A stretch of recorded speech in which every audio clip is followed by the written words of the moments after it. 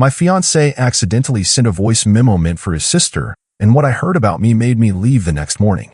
I, 29 female, left my fiancé, 32 male, of 3 years last week after I heard a voice memo he accidentally sent me that was meant for his sister.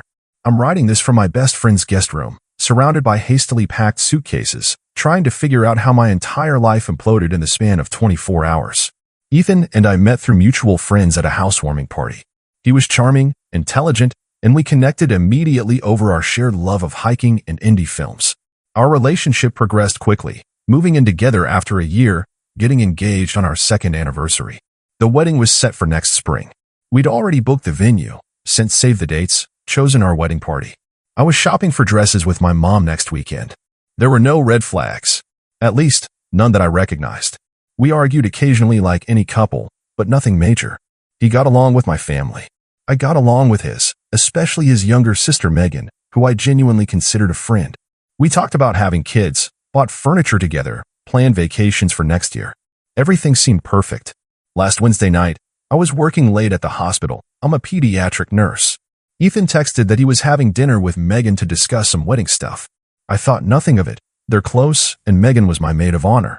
I was exhausted after my shift and fell asleep almost immediately after getting home around midnight. Ethan wasn't home yet, but that wasn't unusual when he was out with friends or family. The next morning, I woke up to my phone buzzing with a notification. Ethan had sent me a voice memo at 1:23 a.m. I assumed he'd recorded a sweet goodnight message when he got home and saw I was asleep. He did that sometimes, little audio notes telling me he loved me or reminding me of inside jokes. I smiled as I pressed play, still groggy with sleep. What I heard changed everything. Hey Megs, just driving home now. God, dinner was exactly what I needed. I've been feeling so suffocated lately. Sarah's just so. I don't know.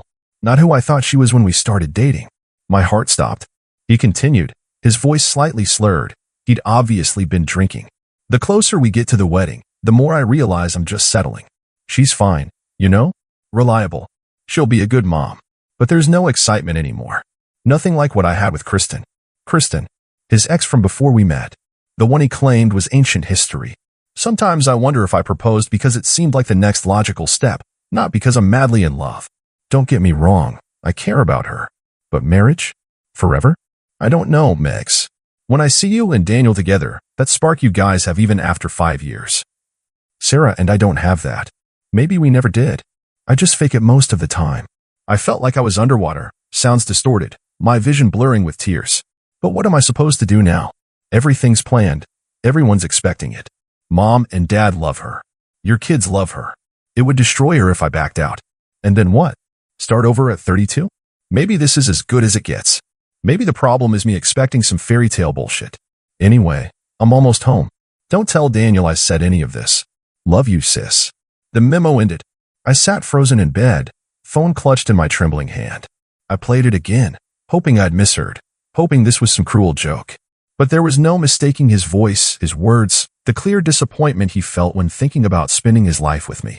I was just fine, reliable, someone he was settling for. I checked my phone again and saw there was a text from Ethan sent a minute after the voice memo. Shit, wrong person. Ignore that, it was meant for Megan. I'm exhausted and mixed up the contacts. Then another text. Sarah? You up? Please call me. And another. Baby, I'm so sorry. I was drunk and just venting. None of that was real. Please call me before you listen to it. But it was too late. I'd already heard every word. My hands were shaking so badly I could barely hold my phone. My throat felt tight, like I might suffocate on the betrayal rising inside me. 3 years of memories flashed through my mind. All those moments I thought we were blissfully in love. All those times he looked into my eyes and promised forever. Had he been faking it even then?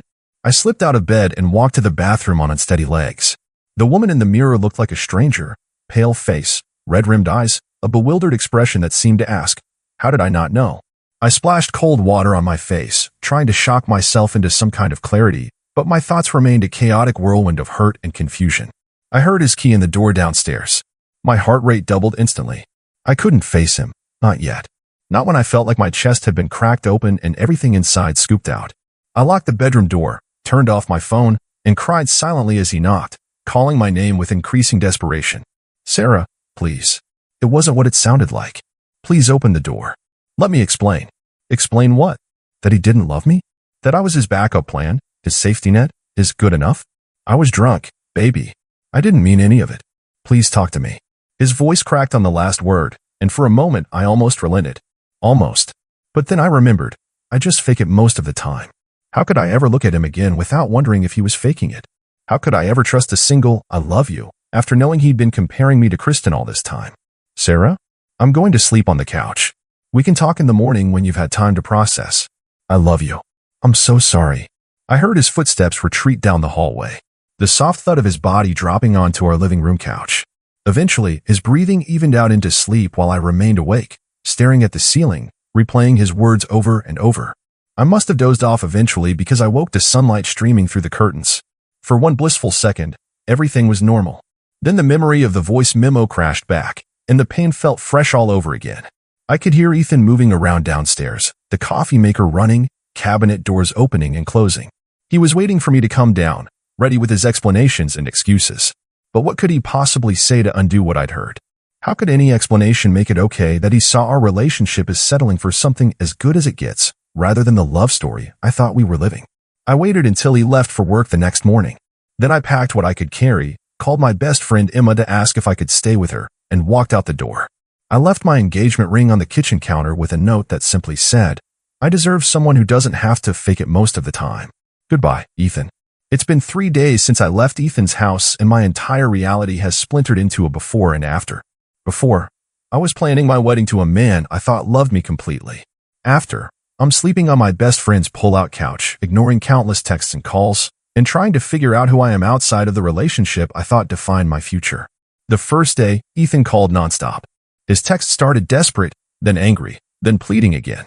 Please come home. We need to talk about this. You're overreacting. It was just drunk talk. Guys say stupid shit all the time. This isn't fair. You won't even let me explain. I love you. I've always loved you. Please don't throw away everything we build over one mistake. But it wasn't just one mistake, was it? It was a window into his true feelings, feelings he shared with his sister, but never with me. How many dinners had they had where I was the topic of conversation? How many times had he complained about settling for me? Emma has been my rock through all of this. When I showed up at her door with puffy eyes and 2 hastily packed suitcases, she didn't ask questions, just pulled me into a fierce hug and whispered, whatever it is, we'll figure it out together. Later, after I'd played her the voice memo, she held my hand across her kitchen table and said what I couldn't yet admit to myself. This is a blessing in disguise, Sarah.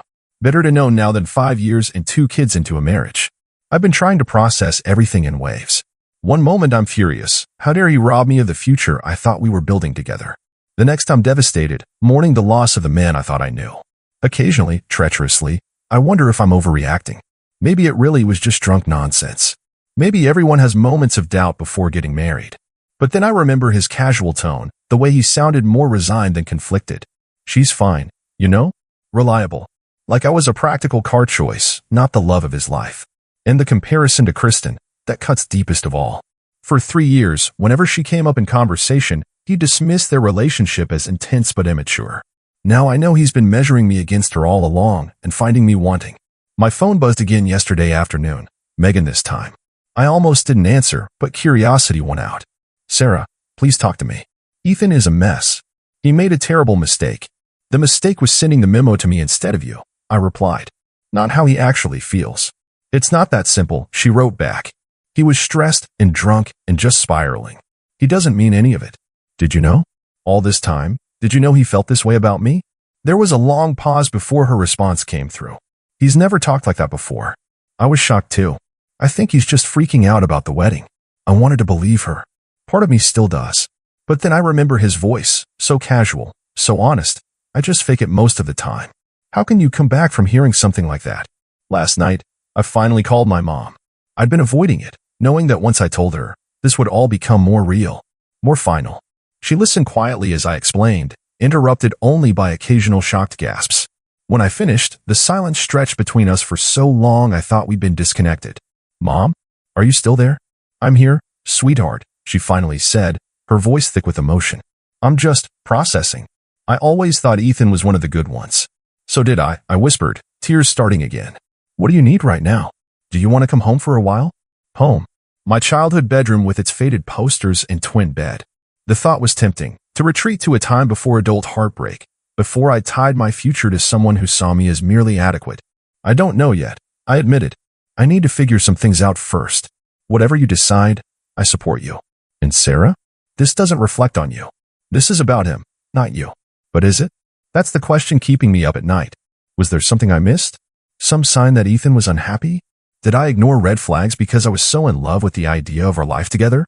I've been replaying our entire relationship in my head, searching for moments where the mask slipped, where faking it might have been obvious if I'd been paying attention. Our sex life had dwindled a bit over the past year. Was that because he wasn't attracted to me anymore? He'd been working late more often. Was he avoiding coming home to me? Last month, when I suggested we start trying for a baby after the wedding, he'd seemed hesitant. Was that because he didn't want to be tied to me forever? Or am I just torturing myself, rewriting our history through the lens of his betrayal? This morning, Ethan showed up at Emma's door with coffee and my favorite pastries from the bakery across town. Emma intercepted him on the porch. "She's not ready to see you," I heard her say through the window. "I just need 5 minutes," he pleaded. "I need to explain." "Explain what, exactly?"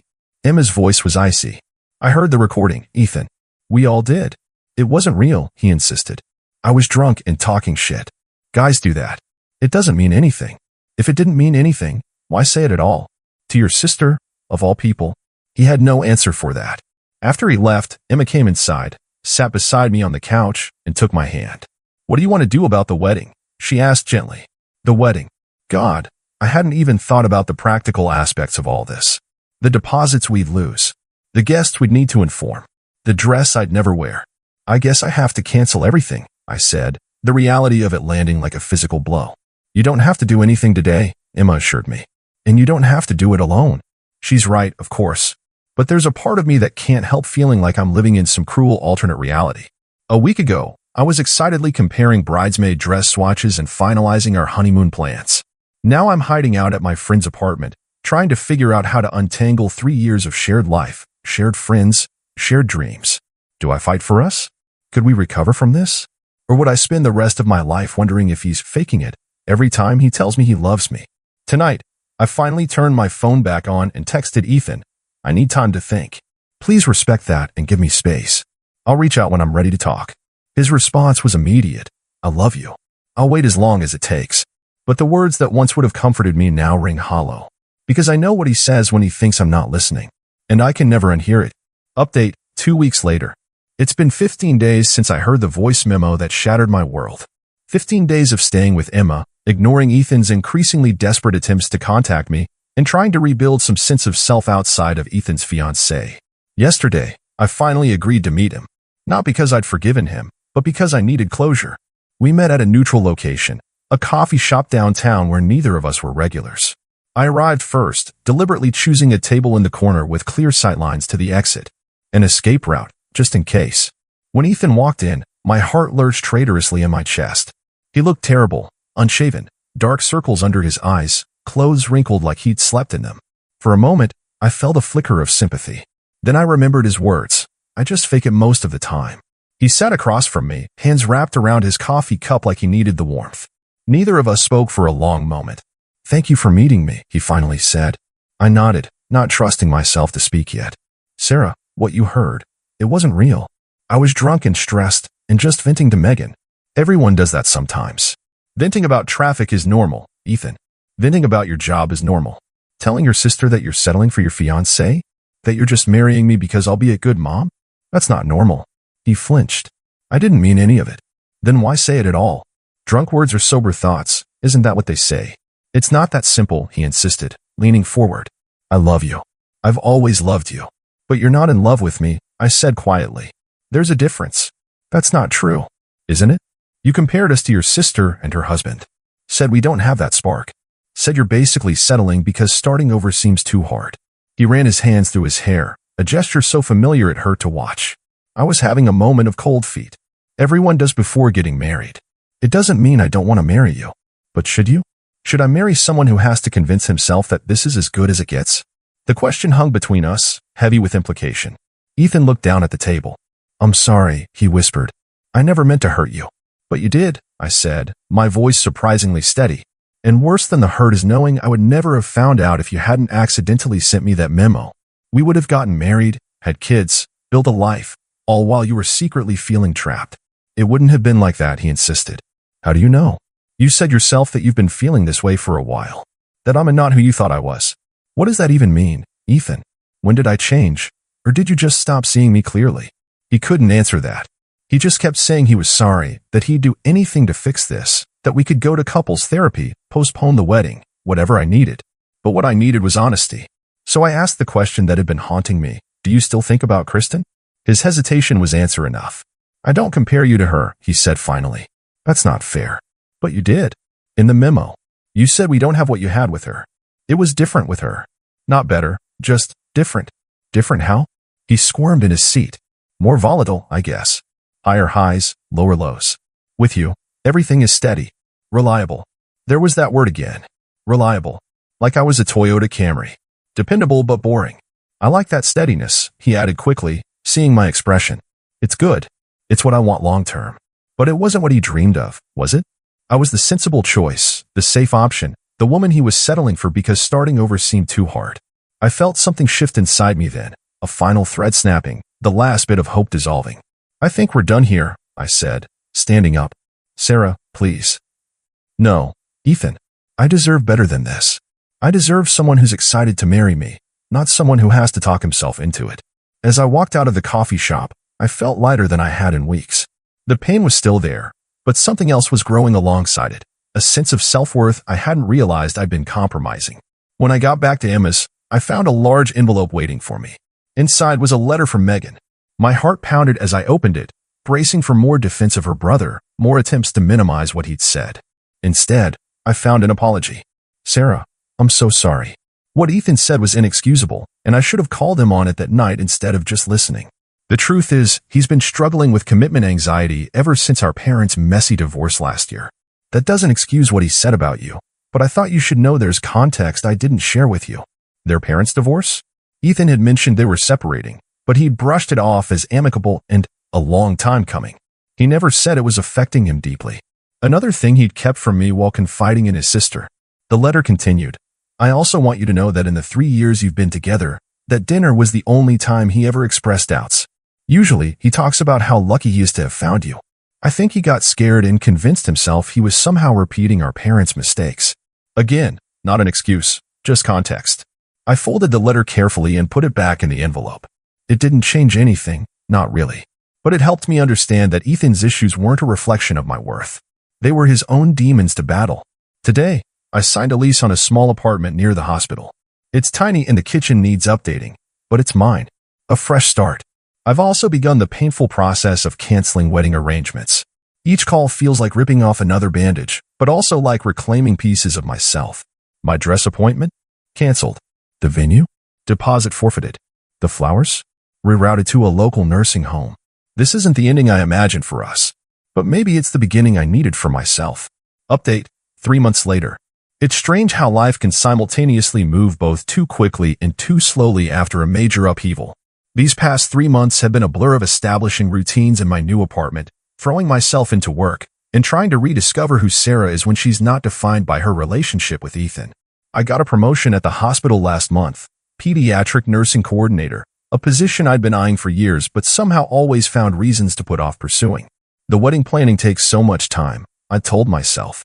We might start trying for a baby soon after. It's embarrassing to realize how much I'd subconsciously limited my own ambitions to fit around a future that was never as solid as I believed. The first month in my apartment was the hardest.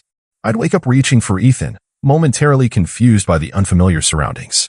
The silence was deafening after years of sharing space. No one else is breathing, no coffee maker running downstairs, no gentle arguments about whose turn it was to walk the dog. Ethan kept Bruno, our golden retriever. It made sense. The house has a yard, and I work longer hours. But I miss that dog almost as much as I miss Ethan some days. Speaking of Ethan, we've established a fragile sort of peace. After one final, 4-hour conversation where we both said things that had needed saying for years, we agreed to a clean break. No friendship, no casual check-ins, no social media connections. It was too painful, too fraught with what-ifs and might-have-beens. In another life, we could have been happy, he said as we parted. I really do love you, Sarah. I know, I replied. Just not enough. Or not in the right way. He didn't argue, which told me everything. Megan reached out a few weeks after that. asking if we could still be friends despite everything. I appreciated the gesture, but it felt impossible. She'd always be his sister first, and every conversation would be a minefield of avoided topics. Some relationships are collateral damage and breakups, and this was one of them. My mom comes to visit every other weekend, bringing home-cooked meals and helping me slowly transform the apartment into a home. She never says, "I told you so," even though she had expressed gentle concerns about how quickly Ethan and I moved in together, how young we were when we got engaged. Instead, she helps me hang artwork and suggests paint colors and reminds me that heartbreak, like everything else, is temporary. Last week, I ran into Kristen, Ethan's ex, the one he compared me to in that fateful voice memo. It was at a local brewery where my nursing school friends and I were celebrating a colleague's birthday. I recognized her immediately from old photos Ethan had never quite gotten around to removing from his Facebook. She was with a group of women, laughing loudly, her hair shorter than in the pictures, but her smile just as bright. For a moment, I considered leaving. Then curiosity won out, and I approached her as she stood alone at the bar waiting for drinks. "This is going to sound bizarre," I said, "but I'm Sarah. I was engaged to Ethan Walker." Her eyes widened in recognition. "Oh my God, Sarah. I've heard so much about you." Then, realizing how that sounded, "All good things, I promise." An awkward silence fell between us. I wasn't sure what I'd expected from this encounter. Validation that she was somehow less than me? Confirmation that she was indeed the exciting, passionate alternative to my steady reliability? Instead, I found myself faced with just another woman, one who had her own history with the man who broke my heart. "I just wanted to say hello," I said lamely. "This is weird. I shouldn't have it." "No, it's fine," she said quickly. "Actually, can I buy you a drink? I feel like we might have some interesting conversations." And so we did. For 2 hours, Kristen and I sat in a corner booth and compared notes on the man we both loved. She told me about their volatile relationship, how passionate but unstable it had been, how they'd broken up and gotten back together 6 times in 3 years. He was always looking for something, she said, nursing her beer. Some perfect relationship that doesn't exist. With us, it was all drama and make-up sex and grand gestures. When it was good, it was incredible. When it was bad, well, it was a nightmare. With us, it was steady, I said. Reliable. I couldn't keep the bitter edge from my voice. She looked at me thoughtfully. "You know, he used to talk about that with such admiration. How you were his rock, how he'd never felt so secure with anyone. Until he didn't want security anymore. Or until he convinced himself he didn't," she countered. "Ethan's got issues, Sarah. His parents' marriage was a disaster, and he grew up thinking relationships had to be full of passion and conflict to be real. Then he found something healthy and stable with you, and part of him couldn't trust it. Couldn't believe it would last. It was strange, receiving this insight from someone who had once been my subconscious rival. Stranger still to realize that what I perceived as my inadequacy, my steadiness, my reliability, had initially been what drew Ethan to me. For what it's worth, Kristen said as we parted ways, I think he made a huge mistake. And someday he'll realize it. Tonight, as I write this from my tiny balcony, watching the sunset paint the city golden, I'm struck by how differently I feel about that voice memo now. 3 months ago, it was a devastating betrayal, proof that I wasn't enough. Now I see it for what it was, a moment of weakness from a man struggling with his own demons, his own inability to recognize the value of what he had. I still have bad days. Days when I miss our easy companionship, our shared jokes, the future we'd planned together. Days when I pass by wedding shops and feel a stab of what might have been. But those days are growing fewer, the pain less acute. If I could go back to that morning when I first heard Ethan's voice saying those awful things about me, I wouldn't change my response. Walking away was the right choice, not because Ethan is a bad person, but because we both deserved more than a marriage built on settling and secret doubts. I don't know what happens next in my story. For the first time in years, my future isn't mapped out in joint decisions and compromise. It's just mine, terrifying and thrilling in equal measure. But I do know this. I am more than just reliable. More than someone's backup plan or safe choice. I'm complicated and loving and ambitious and worthy of someone who never has to question whether choosing me was settling. And for now, that knowledge is enough to carry me forward, one day at a time, into whatever comes next.